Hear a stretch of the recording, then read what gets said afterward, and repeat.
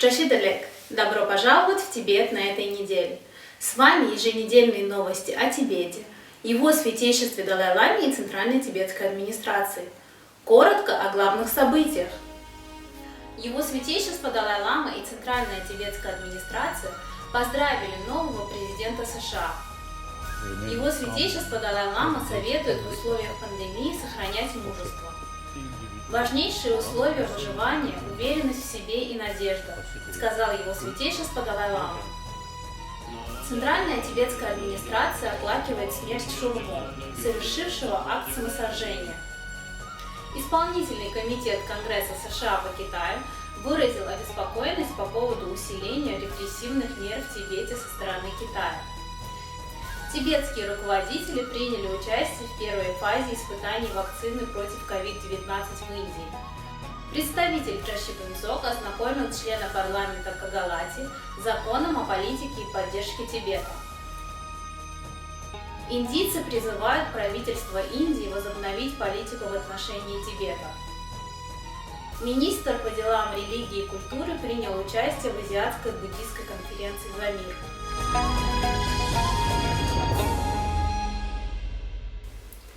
Его святейшество Далай-Лама направил Джо Байдену поздравления по случаю вступления его в должность президента Соединенных Штатов Америки.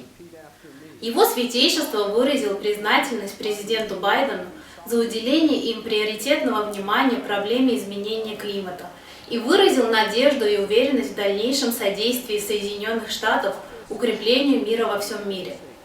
Президент Центральной тибетской администрации Сикьонг доктор Лобсан Сенге также поздравил президента США Джо Байдена и вице-президента Камалу Харрис и выразил надежду, что новая администрация продолжит политику поддержки Тибета и тибетского народа.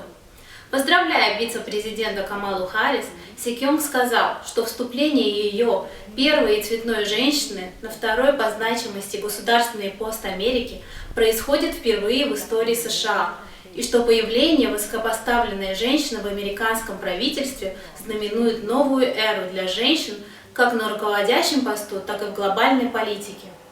Спикер тибетского парламента в изгнании Пема Джумны выразил оптимизм в связи с заявлением, сделанным Джо Байденом в начале сентября прошлого года, в котором он высказал свое намерение наложить санкции на китайских должностных лиц, ответственных за нарушение прав человека в Тибете, и заверил тибетский народ в своей поддержке. В среду на этой неделе в здании Капитолия США в Вашингтоне, округ Колумбия, Джо Байден принял присягу в качестве 46-го президента Соединенных Штатов. The Constitution of the United States. The Constitution of the United States. So help you God. So help me God. Congratulations, Mr. President. В эту пятницу его святейшество Далай-Лама беседовал с учениками британской школы в Нью-Дели на тему благополучия и устойчивости. Отвечая на вопрос о способах решения текущих проблем, с которыми сталкиваются люди в связи с пандемией COVID-19, его святейшество выразил свое восхищение нелегким и самоотверженным трудом работников на передовом крае борьбы с пандемией и посоветовал всем действовать мужественно и с уверенностью в себе.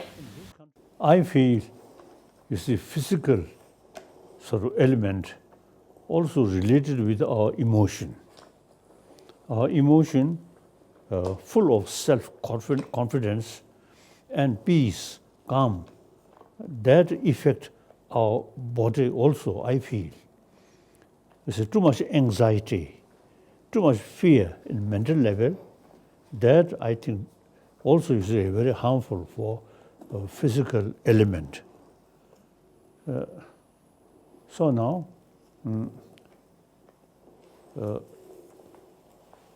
as is one ancient Indian master say, when we face some problem, we have to analyze the problem thoroughly. Then if there is a way to overcome, then with full of determination and courage, face it. If the problem, no way to overcome, then accept as a reality,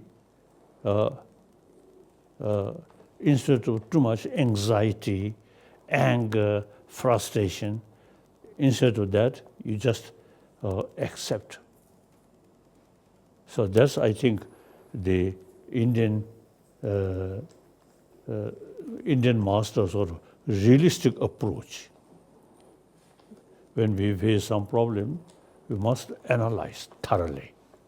В воскресенье на прошлой неделе на встрече с профессором и студентами Гарвардской школы бизнеса на тему лидерства и счастья его святейшество сказал: «Уверенность и чувство надежды делают нашу жизнь полезной и значимой, придают нам внутреннюю силу и в конечном итоге ведут к душевному спокойствию».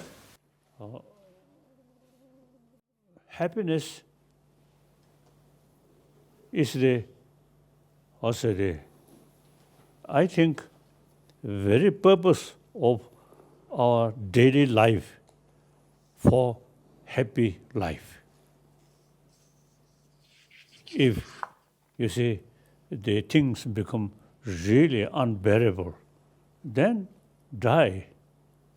Worst case, suicide. Even you see, without suicide, but mentally unbearable sort of situation, then that really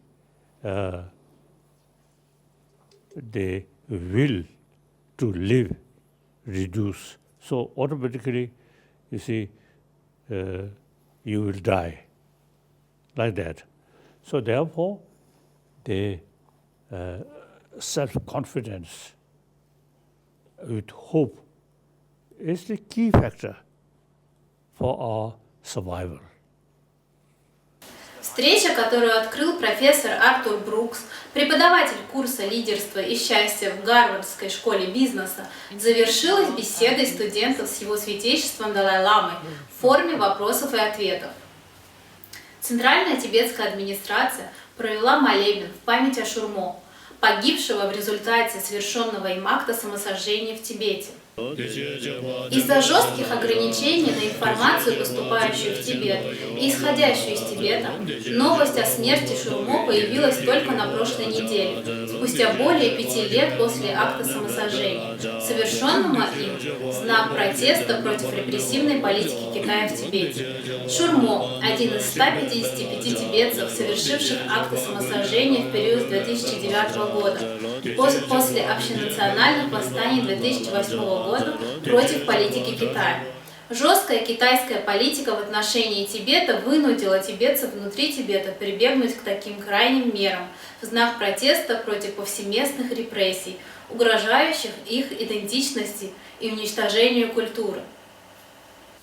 В своем годовом отчете за 2020 год Исполнительный комитет Конгресса США по Китаю подчеркнул обеспокоенность по поводу репрессивных мер со стороны Коммунистической партии Китая, таких как тактика подавления любой критики, цензура и вмешательство в дела иностранных правительств и граждан. Как и в предыдущие десятилетия, Исполнительный комитет Конгресса США отметил отсутствие прогресса в официальных переговорах между представителями 14-го Далай-ламы и Коммунистической партией Китая. Исполнительный комитет Конгресса США по Китаю опубликовал годовой отчет, в основе которого лежат события периода с 1 июля 2019 года по 1 июля 2020 года, в котором подробно изложил свои рекомендации Конгрессу и президенту США, опираясь на положение в области прав человека и развития верховенства закона в Китае. During the last 2 years, the China Commission has been at the forefront in generating groundbreaking reporting and driving the strongest China human rights legislation of the last 2 decades, including the Uyghur Human Rights Policy Act that was signed into law and focuses State Department resources and attention on the mass internment of Uyghurs and other Turkic Muslim minorities in China, including through identifying and sanctioning those responsible for such abuses. The Tibetan Policy and Support Act that was signed into law as part of the Consolidated Appropriations Act of 2021. The legislation updates and strengthens the Tibetan Policy Act of 2002 to address emerging human rights, religious freedom, and environmental challenges faced by the Tibetan people. Тибетская община в Индии приняла участие в первой фазе общеиндийской иммунизации, стартовавшей 16 января. при которой приоритет отдан медицинским работникам и тем, кто трудится на передовом крае борьбы с пандемией. В этот четверг во время пресс-конференции доктор Церин Цамчу из Центрального совета тибетской медицины объяснила, что правительство исключает введение обязательной вакцинации и предлагает делать прививки на добровольной основе. Она сообщила о выпуске специальной инструкции по мерам предосторожности при вакцинации, а любые вопросы будут разъясняться сотрудниками медицинского центра, филиала и теми, кто имеет к этому непосредственное отношение.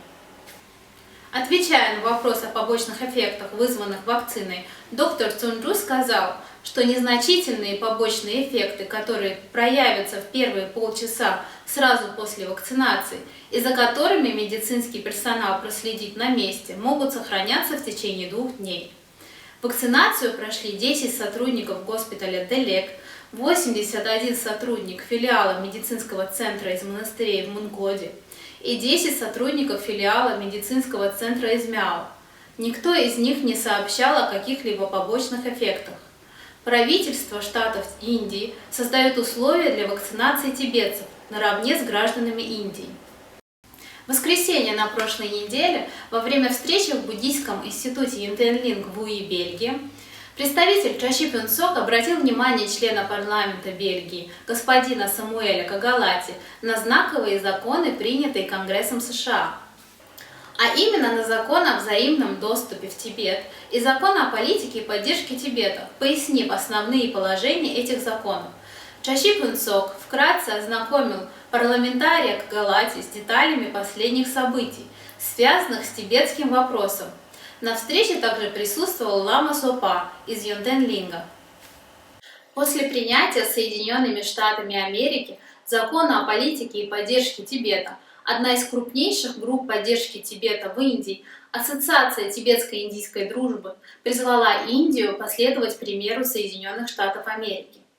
В субботу на прошлой неделе во время церемонии поздравлений, устроенной Ассоциацией тибетско-индийской дружбы в Dharamsala, президент ассоциации Шри Анджит Нерия призвал правительство Индии пересмотреть свою политику в отношении Тибета и содействовать укреплению усилий США в противодействии Китаю.